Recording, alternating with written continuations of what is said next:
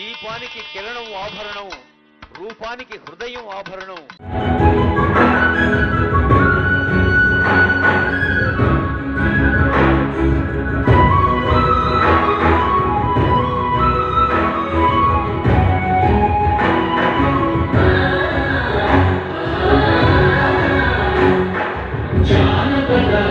జీవన జావళి జాగువార కవి గాయక వైతాళిక పడలా మంచిరాలు జాతిని జాగరణ పరిచే గీతాల జనజాతర అనునిత్యం నీగానం అమ్మ నీవే నా ప్రాణం. జయ తెలంగాణ జయ జయ తెలంగాణ జయ తెలంగాణ జయ జయ తెలంగాణ.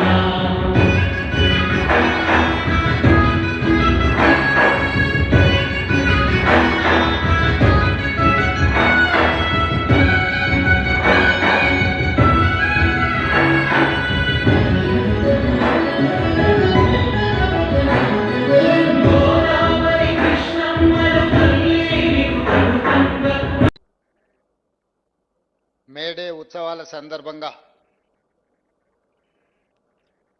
కార్మిక శాఖ ఆధ్వర్యంలో ఏర్పాటు చేసిన ఈ కార్యక్రమంలో సభాధ్యక్షత వహించిన మిత్రులు జనక్ ప్రసాద్ గారు,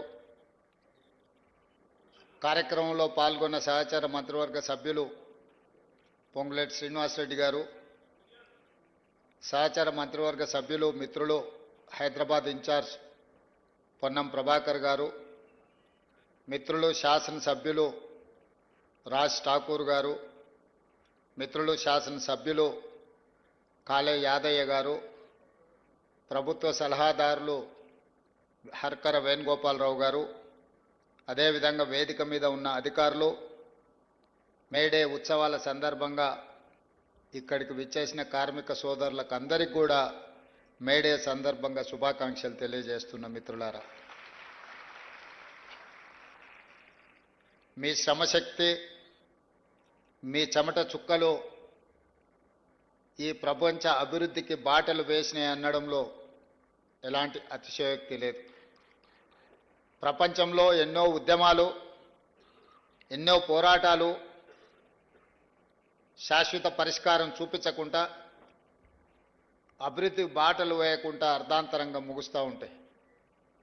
కానీ 139 సంవత్సరాల క్రితం చికాగోలో మొదలైన ప్రపంచ కార్మికులారా ఏకం కండి, పోరాడితే పోయేదేమీ లేదు, బానిస సంఖ్యలు తప్ప అని కార్ల్ మార్క్స్ పిలుపును తీసుకొని అక్కడ మొదలైన పోరాటం ప్రపంచ కార్మికులను ఏకం చేసి ప్రపంచంలో మే 1 తారీఖు కార్మిక దినోత్సవంగా జరుపుకొని కార్మికుల సమస్యలనే కాదు, కార్మిక శ్రమశక్తిని, కార్మికుల యొక్క త్యాగాలను చర్చించుకోవడానికి ఈ సందర్భాన్ని, కార్యక్రమాన్ని ప్రపంచవ్యాప్తంగా వినియోగించుకుంటున్నాం. ఈరోజు తెలంగాణ రాష్ట్ర ప్రభుత్వం ఈ కార్యక్రమాన్ని అధికారికంగా నిర్వహించడమే కాకుండా ఈరోజు ప్రధానంగా తెలంగాణ ఉద్యమంలో భాగస్వాములైన సింగరేణి కార్మికులు, ఆర్టీసీ కార్మికులు, విద్యుత్ కార్మికులు, అసంఘటిత కార్మికులు, నూతనంగా గిగ్ వర్కర్స్ కూడా ఈరోజు ఈ కార్యక్రమంలో పాల్గొని తెలంగాణ రాష్ట్ర సాధనలో ఈ కార్మికుల యొక్క పాత్ర మరవలేనిది. తెలంగాణ రాష్ట్ర సాధనలో మీ ప్రయత్నాలను గుర్తు చేసుకునే సందర్భం ఇదని చెప్పి నేను తెలియజేయదలుచుకున్నా. మిత్రులారా, ఏ దేశమైనా ఆర్థిక రంగంలో అభివృద్ధి జరగాలి అని అంటే పరిశ్రమలు రావాలి, పరిశ్రమలు రావాలి, పెట్టుబడులు పెట్టాలి. ఉత్పత్తి జరగాలి అంటే కార్మికుల యొక్క రక్తం చెమటగా మారి 12 గంటల వరకు మీరు పోరాటాలు, మీరు పని చేయడం వల్లనే ఈరోజు అభివృద్ధి జరిగింది. ఆనాటి మీ పోరాటాల వల్ల పని గంటలు 12 నుంచి 8 గంటలకు మార్చడమే కాకుండా వారానికి ఒక రోజు సెలవు ఇచ్చే మీ పోరాటాల వల్ల కార్మికులకు వారానికి ఒక రోజు సెలవు ఇవ్వాల్సిన నిర్ణయాలు ప్రభుత్వాలు ఆనాడు తీసుకున్నాయి. ఈనాడు మన ప్రభుత్వం తెలంగాణ రాష్ట్ర ఉద్యమంలో క్రియాశీలక పాత్ర పోషించిన సింగరేణి కార్మికులను, ఆర్టీసీ కార్మికులను, అదేవిధంగా విద్యుత్ శాఖ కార్మికులను, అసంఘటిత కార్మికులను ఆదుకోవాలన్న ఆలోచనతో ఎన్నో పరిపాలనమైన నిర్ణయాలను సవరించుకుంటూ సరిచేసుకుంటూ వచ్చిన తెలంగాణ రాష్ట్రంలో 10 సంవత్సరాల విధ్వంసాన్ని సరిదిద్దుకుంటూ ముందుకు వెళ్తున్నాం. మీ అందరి సహకారం వల్ల ఈనాడు తెలంగాణ రాష్ట్రంలో మనము ఇన్ఫ్లేషన్ తక్కువ ఉన్న రాష్ట్రము దేశంలోనే తెలంగాణ నెంబర్ 1గా నిలబడ్డది. ఇవాళ మీ సహకారం వల్లనే దేశంలోనే అత్యున్నత ప్రమాణాలు కలిగిన పోలీస్ వ్యవస్థ మొదటి స్థానంలో తెలంగాణ రాష్ట్రము నిలబడ్డది. నిరుద్యోగ సమస్యను పరిష్కరించిన రాష్ట్రాలలో మొట్టమొదటి రాష్ట్రం. ఇతర రాష్ట్రాలే కాదు, ప్రపంచంలోనే ప్రతి దేశం నిరుద్యోగ సమస్య పెరుగుతున్న సందర్భంలో 8.8% నుంచి 6.2% నిరుద్యోగ సమస్యను తగ్గించి దేశంలోనే మొదటి స్థానంలో తెలంగాణ రాష్ట్రము నిలబడ్డది.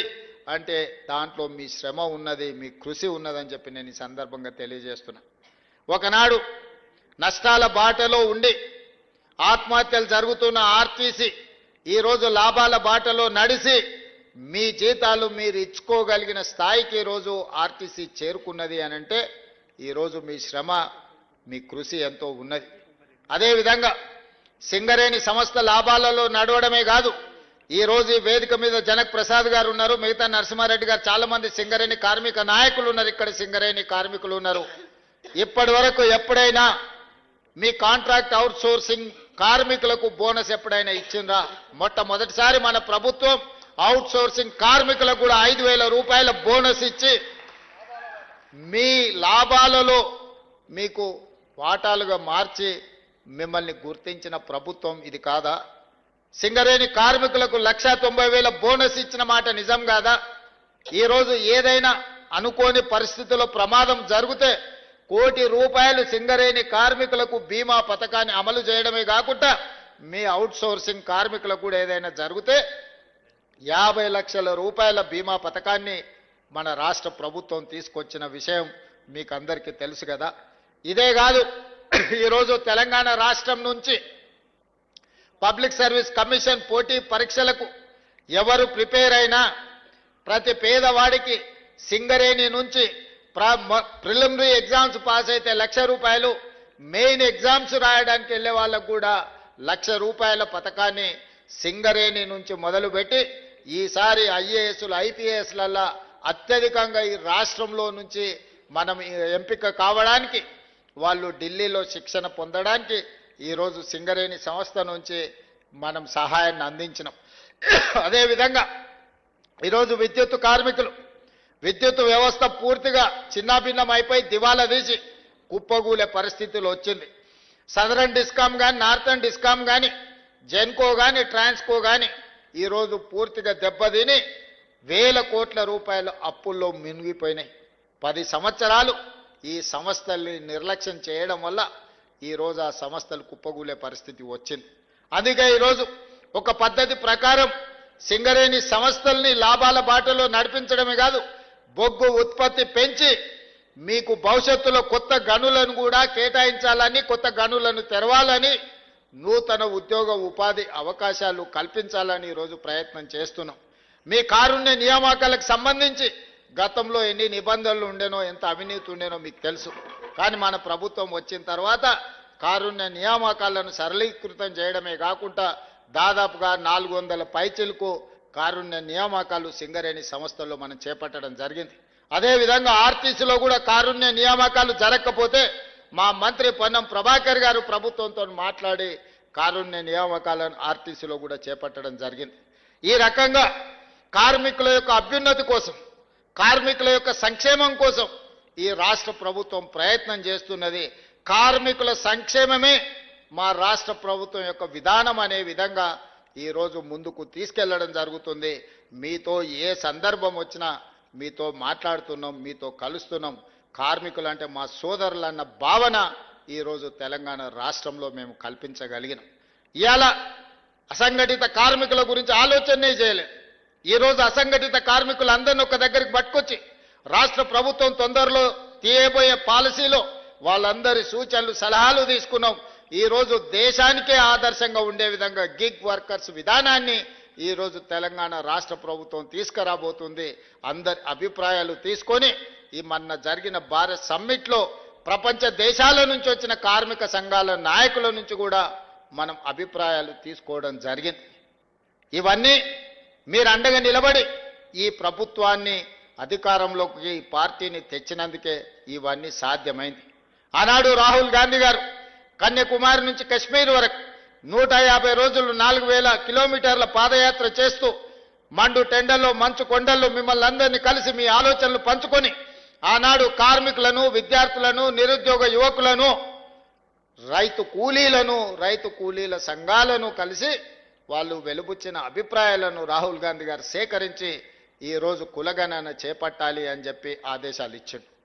వారి సూచన మేరకు తెలంగాణ రాష్ట్ర ప్రభుత్వం చేపట్టిన కులగణన ఈరోజు దేశానికే ఆదర్శమైంది. తెలంగాణ రాష్ట్ర ప్రభుత్వం చేసిన చట్టం ఈరోజు కేంద్ర ప్రభుత్వం దేశంలో కూడా జనగణనలో కులగణన చేర్చి తొందరలోనే ఎవరు ఎంతమంది ఉన్నారో తేలుస్తామని చెప్పి ఈరోజు కేంద్ర ప్రభుత్వం ప్రకటించింది అని అంటే ఈరోజు మీరందరూ అండగా నిలబడి తీసుకొచ్చిన ప్రభుత్వం తీసుకుంటున్న చర్యల వల్లనే ఈరోజు పేదవాళ్లకు న్యాయం జరుగుతున్నది. అందుకే మిత్రులారా, ఈరోజు కార్మిక సంఘాల నాయకులకు నేను విజ్ఞప్తి చేస్తున్నా.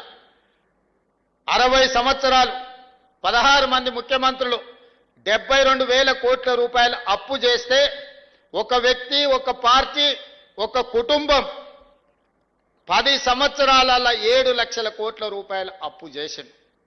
పోనీ 7 లక్షల కోట్ల రూపాయల అప్పుతోనే ఎక్కడైనా ఏదైనా అభివృద్ధి జరిగిందా మీరు ఆలోచన చేయండి. మీ కార్మికులకు ఏదైనా మేలు జరిగిందా?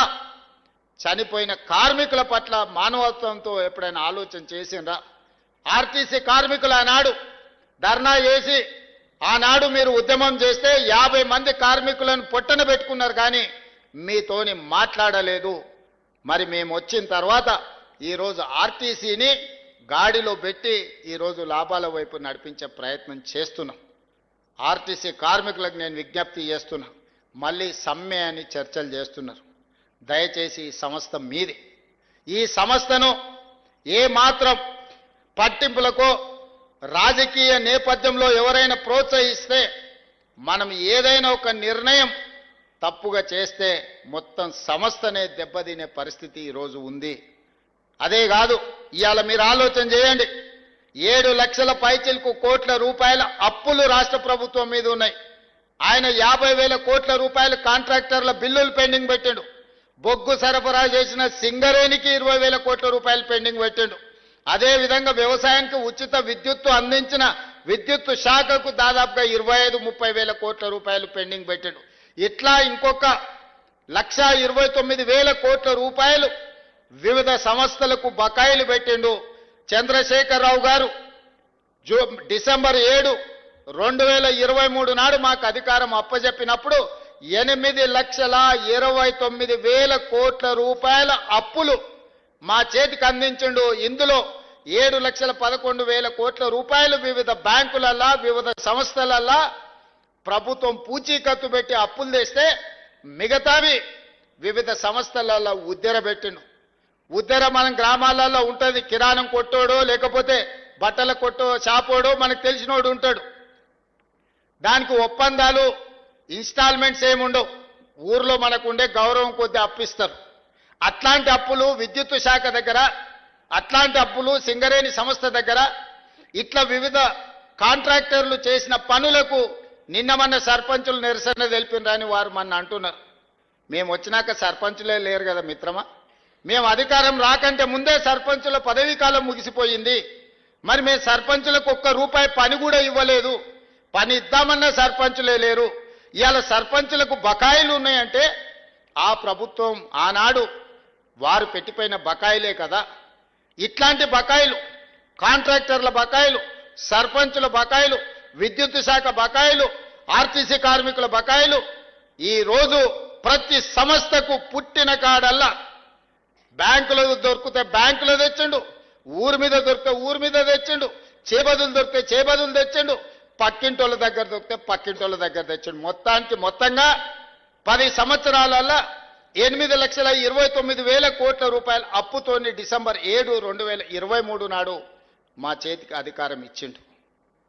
మరి ఈరోజు నేను అడుగుతున్న మిత్రులారా, 60 సంవత్సరాలు 16 మంది ముఖ్యమంత్రులు 1948 నుంచి 2014 జూన్ 2 వరకు 72,000 కోట్ల రూపాయల అప్పు చేస్తే ఒక వ్యక్తి, ఒక కుటుంబం, ఒక పార్టీ 10 ఏళ్లలో 8,29,000 కోట్ల రూపాయల అప్పు చేసి ఆ అప్పులతోని ఆయన తీసుకున్న తప్పుడు నిర్ణయాలతోని మనకు అధికారం ఇచ్చిండు.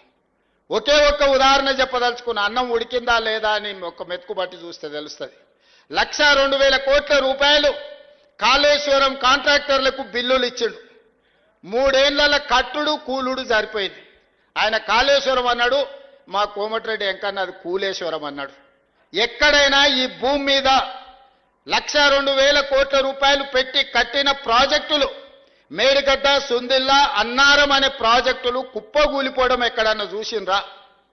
మనం ఇల్లు కట్టుకుంటే కూడా 50 ఏళ్ళు ఉంటుంది, గుడిసేసుకుంటే కూడా 10 ఏళ్ళు ఉంటుంది. పేదోళ్ళు ఊర్లలో కట్టుకునే గుడిసె కూడా ఓ 10 ఏళ్ళు ఉంటుంది. 10 ఏళ్ళ తర్వాత తాటాకులు పోతే కొత్త వేసుకుంటాం. కానీ 1,00,000 కోట్ల రూపాయలు కట్టిన కాళేశ్వరం 3 ఏళ్లకే కుప్పగూలిపోయింది. ఇట్లా 8 లక్షల కోట్ల రూపాయలు ఎక్కడికి పోయినావో ఆనమాళ్ళు దొరకకుండా పోయినాయి.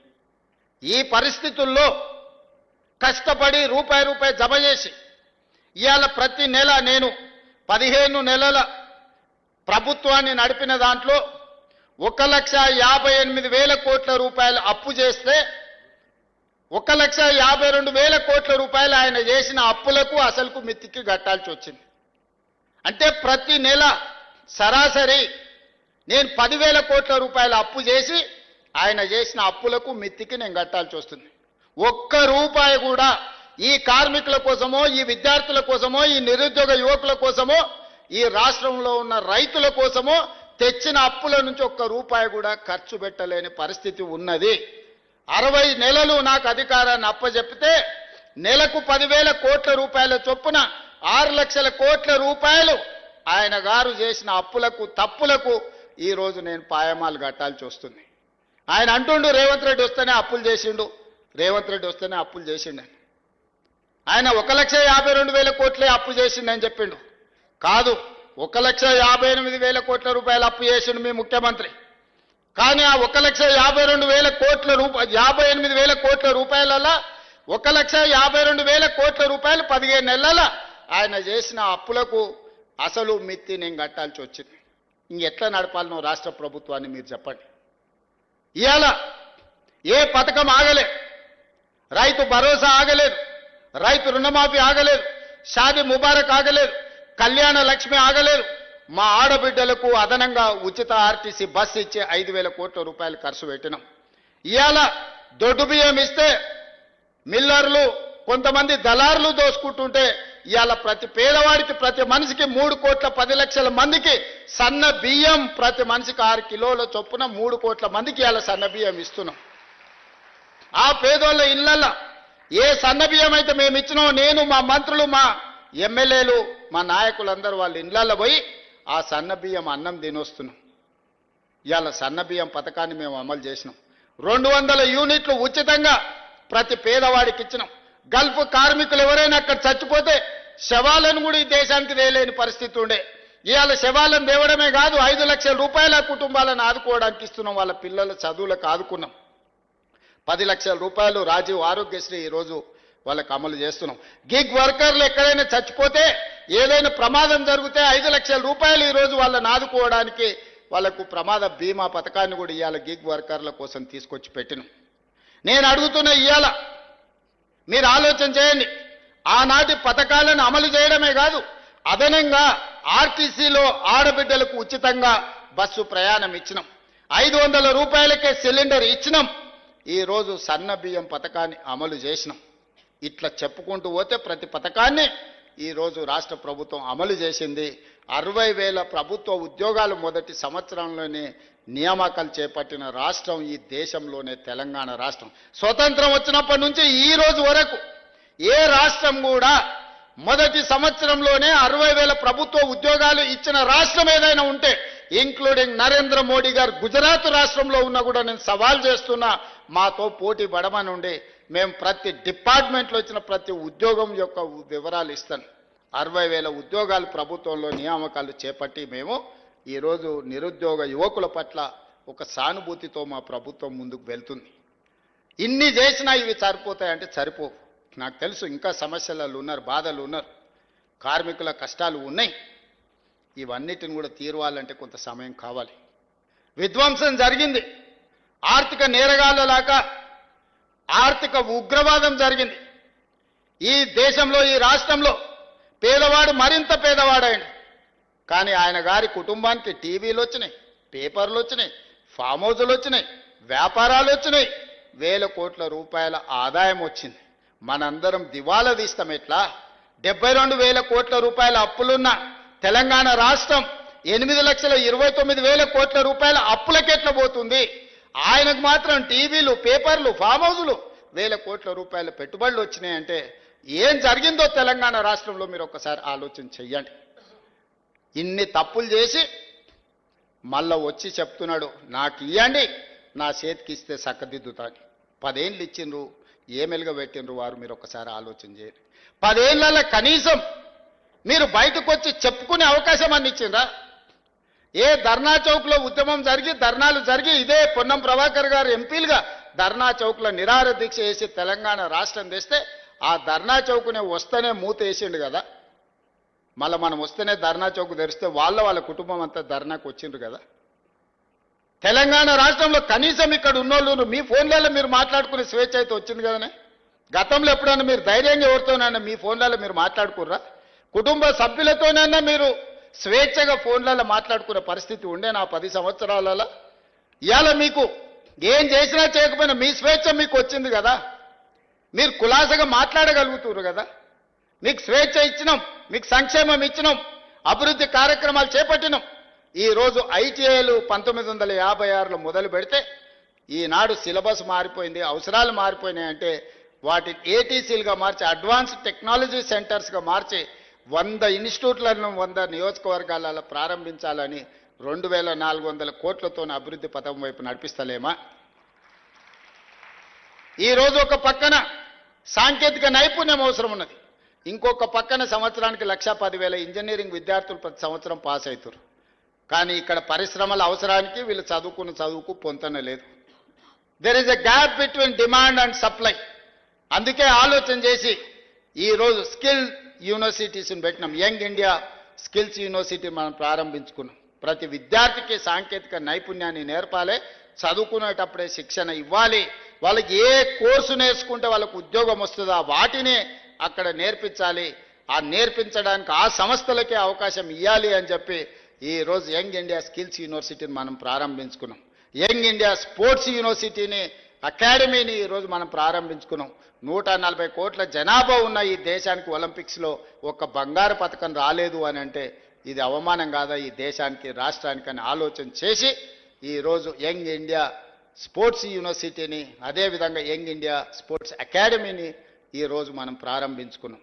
అందుకే మిత్రులారా, ఈ 15 నెలలు మాకు నిద్రలేని రాత్రులు ఎన్నో గడిపినాం. నేను, నా సహచర మంత్రివర్గ సభ్యులు దారిలో పెట్టడానికి, గాడిలో పెట్టడానికి ప్రయత్నం చేస్తున్నాం.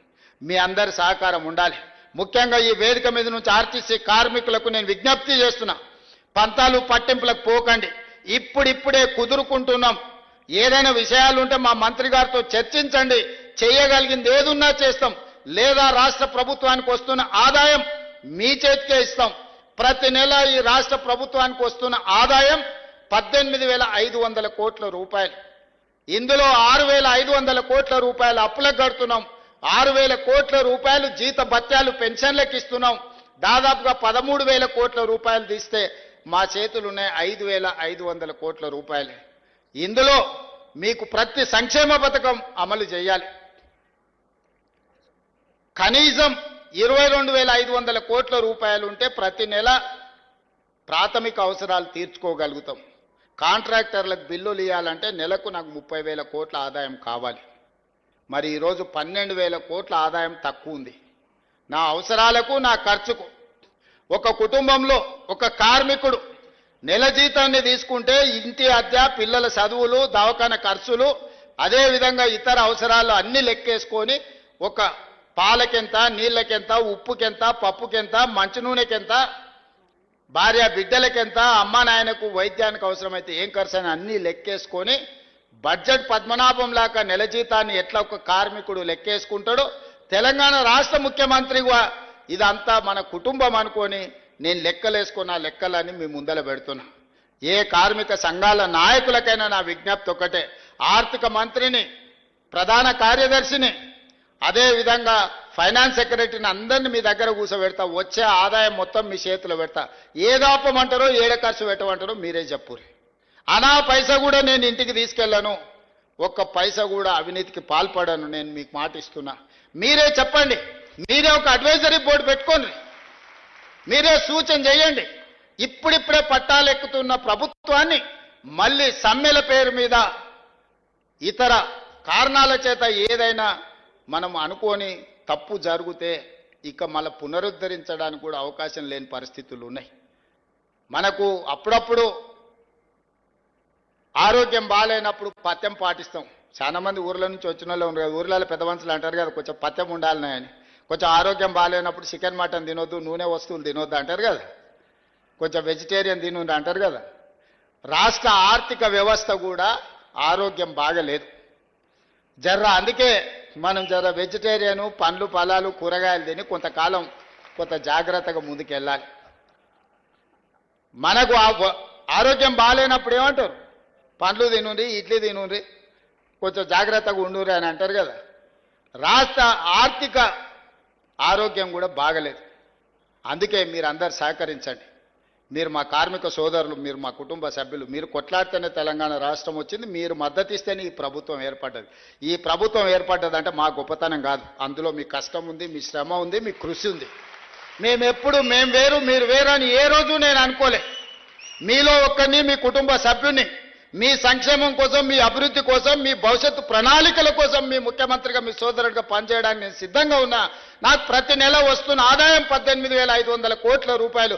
ఈ 18,500 కోట్ల రూపాయలు మీ చేతుల్నే పెడతా. బ్యాంకులకు కట్టుండి, నా ఉద్యోగస్తులకు ఇచ్చే జీతాలు వాళ్ళకి ఇవ్వండి, రిటైర్ అయిన వాళ్ళకి పెన్షన్ ఇవ్వండి, మిగతాది ఏడ ఖర్చు పెట్టమంటారో మీరే చెప్పుండ్రి. సన్నబియ్యానికి ఇద్దామా, ఉచిత కరెంటుకి ఇద్దామా, ఆర్టీసీ బస్సుకి ఇద్దామా, షాది ముబారక్ ఇద్దామా, కళ్యాణ లక్ష్మికి ఇద్దామా, లేకపోతే ఇంకేదైనా ఆడంబరాలు చేసుకుందామా, మీరు ఎట్లా చెప్తే గట్లనే రాష్ట్ర ప్రభుత్వాన్ని నడపడానికి నేను సిద్ధంగా ఉన్నా. దీంట్లో అబద్ధాలు లేవు. ఎవరైనా ఇంతకు మించి చెప్తే లెక్కలైనా మీరు చూడండి. మొత్తం అందరిని పిలిచి కూర్చోబెట్ట, మీరే ఒక సింగరేణి నుంచి, ఆర్టీసీ నుంచి, విద్యుత్ శాఖ నుంచి, అసంఘటిత కార్మికుల నుంచి మీరు ఒక కమిటీ వేసుకోండి. మీ ముందల మొత్తం లెక్కలన్నీ ముందల పెడతా. మరి ఆ లెక్కల ప్రకారం ఎట్లా నడుపుకుందామో ప్రభుత్వం చెప్పండి. ఇవాళ ఎవడో కూడా వచ్చి చెప్తాడు, జర మంచిగా ఉన్నాం, బాగానే ఉన్నాం, సంతోషంగా ఉన్నాం, కనీసం 1వ తారీఖు కాకపోతే 6వ తారీఖు నాన్న జీతాలు వస్తున్నాయి, తెలంగాణ గొప్పగా పరిపాలించిన అన్నాడు. 10 ఏళ్ళలో అన్నాడు 1వ తారీఖు నా జీతాలు ఇచ్చిండు. ఆ సోదరులారా, ప్రభుత్వ ఉద్యోగస్తులను గుండె మీద చేసుకొని చెప్పమనుంది. ఎన్నడన్నా ఆర్థిక పరిస్థితి బాగుంటే ఈ ప్రభుత్వం కోసం 30 రోజులు పనిచేసే కార్మికుడు కానీ, ఉద్యోగి కానీ నెల జీతం మీదనే జీవితాన్ని గడిపే వాళ్ళకు 1వ తారీఖు నాడు ఎన్నడన్నా జీతం ఇచ్చిండు ఆ 10 ఏళ్ళలా. కానీ మీ సోదరుడు ముఖ్యమంత్రి అయిన తర్వాత ప్రతి నెల ప్రభుత్వ ఉద్యోగస్తులకు జీతం పడుతుందా లేదా మీరు చెప్పండి. మీరు ఆలోచన చేయండి, మీరు గుండె మీద చేయి పెట్టుకొని చెప్పండి. ఆనాటికి ఈనాటికి ఉన్న తేడాను ప్రజలకు వివరించండి. ఉన్నది ఉన్నట్టు మీకు చెప్తున్నా, ఏది దాచిపెట్టే అవసరం నాకు లేదు. అబద్ధాలతోని రాజకీయం నడవదు. నేను అబద్ధాల ప్రాతిపదికన పరిపాలన చేయదలుచుకోలేదు. కష్టమైన, నిష్ఠూరమైన, వినడానికి కొంత కఠినంగా ఉన్నా ఉన్నది ఉన్నట్టు మీకు చెప్పదలుచుకున్నా. మా పొన్నం ప్రభాకర్ గారు ఎట్లనైనా ఈ సమ్మెను వాయిదా వేయించాలి, ఎట్లా చేయాలి, ఏదో ఒకటి ఇప్పటికాడికి ఒప్పుకుందాం అంటుండు. ఒప్పుకుంటే అబద్ధమే అవుతుంది. ఎన్నో దగ్గర ఒకటి ఆపాలి. ఏది ఆపాలో మీరే చెప్పుర్రి. ఏది లేదు. నాకు ప్రతి నెల కనీస అవసరాలు తీరాలంటే 22,500 కోట్లు కావాలి. ఇప్పుడు నాకు వస్తున్నది 18,500 కోట్లే. ఇంకొక 7,500 కోట్లు ఉంటే ఆయన 50,000 కోట్ల రూపాయలు కాంట్రాక్టర్లకు పెండింగ్ పెట్టిపోయి నాకు ఇవ్వాలి. మరి నా దగ్గర ఉన్నది ఇదే. అసలుకే నాకు తుట్టు ఉన్నది. మళ్ళీ తుట్టిలో భాగంగా మూలిగే నక్క మీద తాటికాయ వచ్చి పడ్డది అన్నట్టు మీరు సమ్మె పోటు ఏమన్నా ఇచ్చిందంటే ఇది రాష్ట్రానికి నష్టం సోదరులారా. మీరు వేరే వాళ్ళు కాదు, మీరు మా కుటుంబ సభ్యులు. మీరే కూర్చోండి, మాట్లాడదాం. రాండి, మంత్రితో మాట్లాడండి, శాఖలు అందరిని పంపిస్తా, నేను కూడా కూర్చుంటా. వాళ్ళతో మాట్లాడినాక నా దగ్గర రండి. ఎట్లా చేద్దామో చెప్పుర్రి. నాది నాకు ఏంది, ఎవరు ఎక్కడైనా ఓని అనే విధానం కాకుండా అందరికీ ఎట్లా చేద్దామో చెప్పుర్రి. వెసులుబాటు కల్పించండి. వెసులుబాటు ఎట్లా చేద్దామో చెప్పుండ్రి. మేము ఏది కూడా నేను దాచిపెట్టను. ఓ సంవత్సరం అయితే కొంచెం కుదురుకుంటాం. మొదటి 6 నెలలు పార్లమెంట్ ఎలక్షనే, తర్వాత ఆర్థిక సంక్షోభమే, ఆ తర్వాత ఇప్పుడే కొంచెం కొంచెంగా పట్టాలు ఎక్కుతున్నది. ఇప్పుడు మళ్ళా ఏదైనా అవతల కడుపు మంటతోని, అసూయతోనో, విషం నింపుకొని, ఆలోచనలతోని కొన్ని తప్పుడు మాటలు, తప్పుడు ఆలోచనలు చెప్పి అట్లెందుకు చేయరు, ఇట్లెందుకు చేయరు, ఇప్పుడు చేయాలి కదా, అప్పుడు చేయాలి కదా, 10 ఏళ్ళు చేయలేనోడంట వచ్చి మనకు చెప్తున్నాడు. నేను వరంగల్ ఆయన చెప్పుడు చూడాలిగా. ఆయన బాధ, దుఃఖం, ఆవేదన, అధికారం కోల్పోయినని ఎట్లున్నదో చూసిరు కదా. గంత విషం ఉంటుందా 40 ఏళ్ళు అధికారం అనుభవించినోనికి? ఎంత విషం కక్కుతున్నాడు. కడుపు నిండా విషమే, ఇంకో ఆలోచనే లేదు. అరే పిల్లలు చేస్తురా, మరి కొంత సమయం ఇవ్వాలి కదా, 10 ఏళ్ళు మాకు కూడా ఇచ్చారు, వాళ్ళకు 4 ఏళ్ళు ఇరి చేయని, మేము కూడా సహకరిస్తాం, మేము కూడా నా అనుభవం ఉంది, సూచన చెప్తా, గిట్ల కాదు గట్ల చేయండి. మీకు అనుభవం ఒకవేళ వయసు ఉడుకు రక్తం ఉంటే గట్ల కాదు, అనుభవంతో మేము చెప్తున్నాను. ఒక్క మాట నన్ను చెప్పిండా ఈడు ఉన్నోళ్ళు చెప్పరు. మీరు అందరు ఇనుంటారు కదా ఆయన ఏం చెప్తాడు. తిట్టుడు, శాపనార్థాలు తప్ప. పిల్లి శాపనార్థాలు పెడితే ఉట్టి దిగి కింద పడతా. అది ఉట్టి మీద పాలుంటే పిల్లికి అందవు. ఇక పిల్లి కింద కూర్చొని ఒకటే పైకి తలెత్తి శాపనార్థాలు పెడుతున్నా, ఉట్టి దిగిపడా, ఆ కుండ వలిగిపోను, ఇది ఇట్లా జరగని, అది అట్లా జరగని. పిల్లి శాపనార్థాలకు ఉట్టి దిగిపడుతుందా? లేకపోతే సిద్ధశెట్టి కింద కూర్చొని ఎవడన్నా మంత్రాలు చదివితే సితకాయలు రాలుతాయా? ఆయన కథ గట్లనే ఉంది. ఇట్లాంటి మంత్రాలతోటి, ఇట్లాంటి శాపనార్థాలతోని తెలంగాణ ప్రజలు విఘ్నులు. చంద్రశేఖరరావు గారు, మీరు చేసిన మోసం, మీరు చేసిన దగ, మీరు చేసిన దోపిడీ ఇంకా కళ్ళ ముందల కనిపిస్తూనే ఉంది. నువ్వు కనిపించినావంటే ఆ గాయం పచ్చిగై మళ్ళీ ప్రజలకు గుర్తొస్తుంది. నువ్వు దాచుకున్నావు, గదే పని చేయి, బయటికి రాకుండా. కొంత కాలానికన్నా జనాలు నువ్వు చేసిన పాపాలను మర్చిపోతారు. నువ్వు మళ్ళీ కనిపించినావు అంటే అన్నీ గుర్తుపడతారు. మేం చెప్తానే ఉన్నాం, ఆవుల పొరలు, ఆ పొరలు ఏందే అట్లిచ్చినావు ఊరి మీద కానీ చెప్పలే అసెంబ్లీలో. ఆయన గదే అన్నాడు ఆడ వేదిక మంది. ఈ పొరగాళ్ళని పిల్లల్ని పంపిస్తేనే వాళ్ళు చెప్పలేకపోతున్నారని, వాళ్ళ పిల్లలు ఆవుల మాటలు మాట్లాడుతున్నారని నేను ఎప్పుడో చెప్పిన. అక్కడికి వచ్చే చదువు నేర్పు. దళితుని ముఖ్యమంత్రిని చేస్తాను మోసం చేస్తూ కనీసం ఆ దళితుని ప్రతిపక్ష నాయకుడినన్నా చెయ్యి. కనీసము అప్పుడు చేసిన మోపాలు కొన్నన్నా గడుక్కో. అంతే తప్ప ఆయన మాటలల్లా మళ్ళీ ముసుగు తోడుకొని రావాలనే ప్రయత్నం చేస్తుండు. కపట నాటక సూత్రధారి అని వెనకటికి చెప్పారు కదా. కపట నాటక సూత్రధారి మళ్ళీ బయలుదేరిండు. ప్రజలు అప్రమత్తంగా ఉండండి. కార్మిక సోదరులారా, మేడేనాడు నేను మాటిస్తున్నా, ఏ వెసులుబాటు ఉన్నా ప్రతి రూపాయి మీ సంక్షేమం కోసం, మీ అభివృద్ధి కోసం, మీ పిల్లల చదువుల కోసం ఖర్చు పెట్టే బాధ్యత నాది. నమ్మండి నన్ను. 20 ఏళ్ళు మీకు అండగా నిలబడతా. నమ్ముకున్నోళ్లను కాపాడుకునే బాధ్యత మా ప్రభుత్వాన్ని, మా ప్రభుత్వం చేస్తుంది. కులగణన చేస్తామన్నాం, చేసినాం. ఎస్సీ వర్గీకరణ చేస్తా అన్నాం, చేసినాం. ఉద్యోగాలు ఇస్తా అన్నాం, ఇచ్చినాం. సన్న బియ్యం ఇచ్చినాం. ఇవాళ ఆడబిడ్డలకు బస్సు ఉచితంగా ఇచ్చినాం. చెయ్యగలిగింది ప్రతిదీ చేస్తున్నాం. ఏదైనా సమస్య ఉంటే మీకే చెప్పుకుంటాం. మీరే మా పెద్దలు. మేము ఒకరి దగ్గరికి వెళ్ళి చెప్పుకునే అవసరం నాకేముందా? మీరందరు కలిస్తే, మీరందరూ మా అండగా నిలబడితే ఆ కుర్చీలో కూర్చున్నా. మా తాతలు ఇచ్చిన ఆస్తి కాదు ఆ కుర్చీ, మీరిచ్చిన కుర్చీ. మీకే చెప్పుకుంటే ఏమన్నా ఉంటే ఎవ్వరు ఏం అనుమానం పెట్టుకోకండి. ఏడికి వెళ్తే ఆడుకొచ్చి కూర్చుంటా, మీ మధ్యలోనే కూర్చుంటా. నాకున్నది ఏంటంటే నా దగ్గర ఏం గుంజుకుంటారు? ఏముంది నా దగ్గర మీరు గుంజుకోనికే? ఏదైనా ఉంటే చెప్పుకుంటారు. చెయ్యాలనే చిత్తశుద్ధి నాకుంది. చేయగలిగింది ఉంటే అక్కడికక్కడనే చేసి వస్తా. అందుకే ఈ ప్రభుత్వం మీది మంచిగా నడుపుకుందాం. వాడో వీడో మన మీద విషపు సూపులతోని అంటారు కదా, కళ్ళల్లో ఏదో ఉన్నదని. అట్లాంటి కళ్ళల్లో పెట్టుకొని కొంతమంది మన ప్రభుత్వాన్ని దెబ్బతీయాలను, మన ప్రతిష్టను ఇవాళ భంగం కలిగించాలని చూస్తారు. కేంద్ర ప్రభుత్వానికి కూడా తెలంగాణ మోడల్ తప్పలేదు. తెలంగాణ మోడలే ఈరోజు ఈరోజు కేంద్ర ప్రభుత్వం తీసుకోవాల్సి వచ్చింది. తెలంగాణని ఈ దేశానికి రోల్ మోడల్ అని చెప్పి నేను చెప్పదలుచుకున్నా. అందులో మీరే భాగస్వామి. రేపు వచ్చే మన గిగ్ వర్కర్స్ పాలసీ ఈ దేశానికి రోల్ మోడల్ అవుతుందని నేను చెప్పదలుచుకున్నా.